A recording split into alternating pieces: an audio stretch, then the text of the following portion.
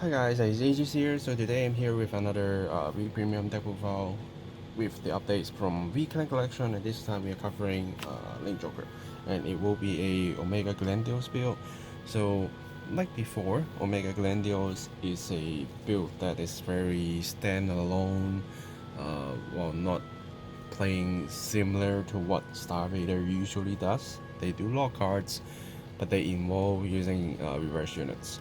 So this build in V Premium Omega Glendios is still the same, but the playstyle is actually a little bit different. In the past, we still have like the romance to aim for 5 lock cards to get the world and the win, but in here it's a little bit harder. We still have that option, but things are different. Okay, so let's go about the content and then talk about some other interesting things. So starting Vanguard, as long as you use a V era, Vanguard doesn't matter. And then for Omega Glendios, you do need 4 because you have a lot of skills that requires you to use so, and you need to keep rewriting him. So let's talk about what he actually does. First thing is all your reverse regards becomes 1800. 18,000, not 100, 18,000. So instead of 13k, they become 18k, so that they stay easier, won't get bashed by just a random regard so easily. And then we also have an updated rule with reverse units. If we put them in a Link Joker deck, they lose all their drive icon, they lose all their skills. So they are basically just a vanilla without any drive.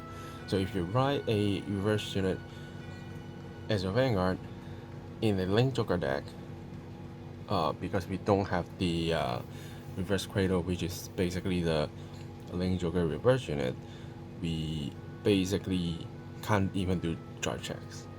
So that's really bad. But I think that's what Bushiro thinks to try stopping a lot of like what we call interesting interactions when riding the reverse units as your Vanguard, because in Premium there's a lot of things happening already. I think they just want to cut them off once and for all, so they just make the changes.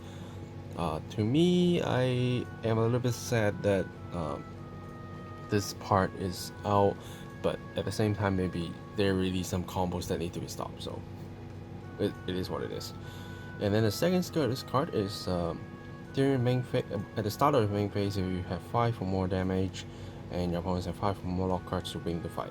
So it's basically the world end. And since we don't have limit break in V era, so they just write you if you have 5 or more damage. Simple. Okay, next skill, once per turn, so +1, and from the drop zone, bind a reverse unit that you don't have in your bind zone face up that shares the same name. So as long as you play one of his reverse unit, you don't need to care about the naming part. You just so +1 and bind 1 from drop. By doing that, like during your opponent's next end phase, they cannot turn cards face up. So that includes unlock, like cancel, delete, and even counter charge, right? So with the current V Premium like situation, there isn't a lot of unlocking cards. So once you did that, it's a great hurt to reverse unit. Basically, they are afraid to lock cards. In the past, with reverse units, they usually just lock one card to do a skill. But now you actually can lock multiple cards to do a lot of things. So this basically tells you not to, because if they lock those, then you Omega lock those cards, and it's just helping you easier to get 5, right? But just this skill itself is still very important, that if there's like a lot of phase up activity during the end phase, you just stop them. So still good.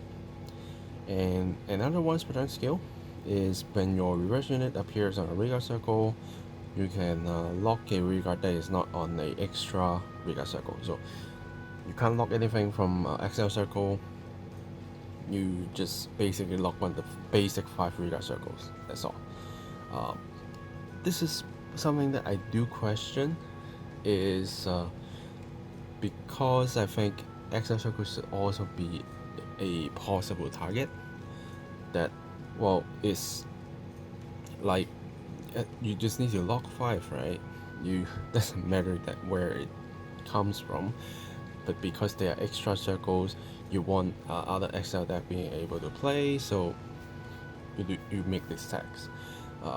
This is a little bit thing that I think a little bit unfair for Omega Glendios, because, well, you can say like in a lot of wordings to try to balance this card, but you just try to make it like XL clan is your worst enemy, because they can just play everything on their XL circles. They don't play anything on your normal rearguard circle, and you never get there. That's basically what can happen. We still have ways to actually put cards to their rearguard circle, but if they choose to put on those extra rearguard circle, you just can't do anything. But being able to lock a card basically for free while you're calling your attackers, I think that's still a good thing to have. Yeah. Now next is basically the list of reverse units that I run, which doesn't matter which one you pick as long as they are all unique in this deck. So what I choose is Amon reverse, Makatsu Storm reverse, Raising for 4 Deep reverse, Raymir reverse, Kaidas reverse, Overlord rebirth, Leopold reverse, and then Cecilia reverse, and FX Buster reverse. So the numbers that I run is 1, 2, 3, 4, 5, 6, 7, 8, 9. 9 reverse units plus 4 Glendios, forming a 13 grade 3 lineup. That's basically it. Again, reverse units, you can just use any reverse units that you like, any of your collection. If you just want to like find SPs and just chuck them all in, that's pretty easy. I think Makatsu Storm is one of the easiest one. Leopold probably is easy. Kokaidas, everyone will just willing to sell to you. Yeah, so there's a lot of things that you can just aim for reverses and get them. Even Yaki Ball reverse, I think you can still get SP quite cheap. So yeah, there's a lot of options that you can get. But the numbers with 9, I think, is quite good already. So far it's doing me great, so that's all that matters. Okay, next, entering grade 2s. So I'm running 4 of the Zirconium. So it's a grade 2 that we all know, which is a very good card that increasing lock cards, increasing your Vanguard crit to 2, as long as you have a grade 3 Star Vader Vanguard, and there's a lock card. And this card also helps you to generate lock cards on the field from empty to empty circles. So still quite important, because there are games that if you are facing like a non-XL clan, you want to do something early, you play reverse unit, you play this, you have 2 lock cards, and then you do your Omega lock, then you already like basically can lock the front row already. That really hurts them. And then you just need to do it slowly, like keep using the reverse units to Omega lock every single turn, then you can win. And then 4 of the Magnet Hollow. This card is just great. In the past, you need to on hit to actually get a reverse unit, but this time with the updates, new skill he has, as long as he appears on Vanguard and Omega circle, you have a Zaveda Vanguard, which you should. You counter blast 1 and you add 1 reverse unit from deck to hand, shuffle your deck. Also, During your turn, for each type of reverse unit you have binded in your binding zone, this unit get plus 5k as a regard. So this card also hits hard, which I think is just important because we trying to reduce our opponent's attacking chances. We limit their works. We keep binding our reverse units for still once on return, and it turns into the power of Magnet Hollow. Okay, next is Rubidium. It's a very important card in this deck. It's a card that you want to ride and you always want to have one on the field. So what this card does is press skill. When this card appears on the Vanguard circle, look at the top 7 of the deck, choose up to 1 reverse units, add to your hand and shuffle your deck. So have you get a reverse unit. And the second skill is a recast skill. If your Vanguard is Omega Glendios, all your reverse units get intercepts and their shield value becomes 10k. So even from the hand, you can still use them as 10k shield. And since they're 18k beater, they're not easy to die. And then when your opponents attack, you just intercept with that reverse as a 10k shield plus something in your hand. And then back to your turn, so +1, and just bind that reverse unit and do your Omega Lock. So it's very important. And once you get your reverse unit into your hand, what can you do is to use your Whirlwind Dragon. So what Whirlwind Dragon does is this card appears on the Vega Circle, so +1, and you discard one of your reverse unit from the hand. So it also helps you generate the drop that you can just start your Omega Glendios Omega Lock engine. By doing that, you look at top 7 again and choose up to 2 Star-rated units with different name, add to your hand and shuffle your deck. So helps you to find basically your grade 2s or your extra Omega Glendios, so you can keep riding it to secure the zone. So basically, if you have these 2 as a starting hand, you should be fine, because this will pick up your reverse and you drop that, and this will hopefully get you a grade 2 and an Omega Glendios, or even just other great ones that helps you to do early rush. So just very good support for Omega. And then of course we have a claws. Claws is also a very important resources to point and soul, and you actually get to keep switching like the lock cards where it's from, even though it doesn't matters that much in this build, because not like a Chaos Breaker that we can actually retire those units.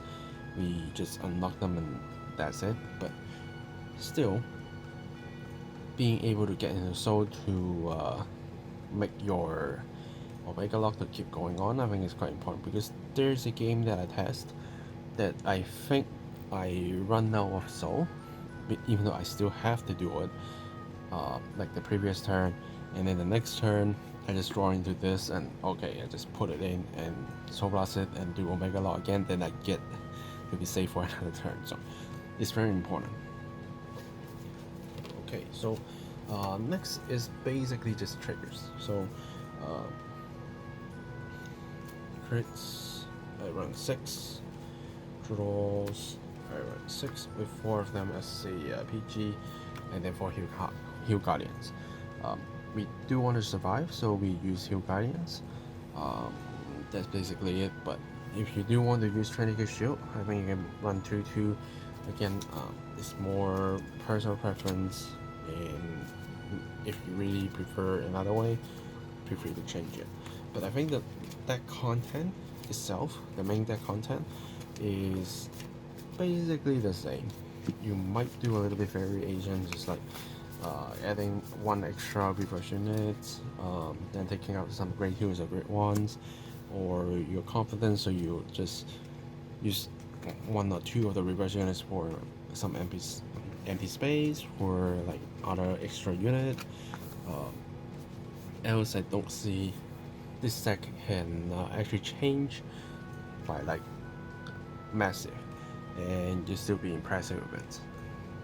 Yeah, but by looking at this, even though the deck is still kind of unbalanced, but since we get into V era, having a lot of great freeze in the deck is actually a common thing. And now what you need to do is just search for 2 great ones, and they will do all the things that you need them to do, find you the pieces you want. But the weakness of this deck is you can only get souls by using a clause or rewriting Omega Glendios. Without those, once you're running out of soul, you still have a turn, like the turn that you soul blast for Omega Lock is your last, then go back to your opponent, then they get Omega Lock, and then go to a turn. If you still can't do anything, then after that they will get unlocked and they will start punching you very hard. That you don't want to see, but that can happen. But if you are starting to see that coming, just try to use your reverse units to bash your opponents harder. Like sometimes of course I prefer to like call one, intercept one, call one, intercept one, and like basically once they intercept I just bind them, like keep recycling these every single turn. But there are chances that you actually need to play both sides with reverse units with the 18k plus 6 to go 26, and maybe force marker to 36 to keep bashing harder. That just happens, and when that happens, we just have to do it. We just have to do it, because once we can't lock anymore, can't keep the Omega Lock anymore, the deck itself is just not scary anymore. And when I play this deck, I actually did never think of winning without World End, because it takes so much. It's so obvious that you need 5 damage. Your opponents can just simply poke you. Like they use your Vanguard attack while you have 3, they open a crit, they give you the Rubidium, and you have 4, and they will just keep using Vanguard to attack you. It's like you can try to take a hit, but if they open a crit, you're dead. So you still get your fate like in your opponent's hands. That's what I would say. So if you don't care about the World End part, you just use it as a annoying locking with beatdown. I think using this mindset will actually save you a lot of games while not going fancy. Just do it normally and you still get a chance to win. But if you're facing an exiled clan or facing a deck that's good at unlock stuff, then of course you will be in trouble. But else, it's a deck that you can simply try, because you don't need a lot of resources. Like the reverse units, you can just pick whatever that is cheap. This is in the set, this is in the set, this is in the set, this is in the set, this is also in the set. What you need to find is triggers and PGs, and this is also in the set. So and of course this. So what you need to actually find is starter, triggers, draw PGs, and then whatever reverse units that you can find it cheap. So you buy a Link Joker like bundle or split and a little bit of cards, you get a deck. So it's in a way it's very accessible and really not hard to get, because for triggers I think most people can just simply give you a bunch, except the draw PGs. That it got reprinted so many times that you don't need to worry about that being costly and worry. And even if it is a little bit costly, that's basically the one that you need to pay the most, and you can get the rest a lot cheap. Yeah, so if you do want to try this deck out, feel free, and comments down below, let me know your thoughts, and like this video if you like this deck, if you're an Omega Glendios fan. or maybe you can turn it into a premium deck if you really want to. That I will think about that myself as well. Yeah. Thanks for watching, guys, and I will see you guys in the next video. Signing off.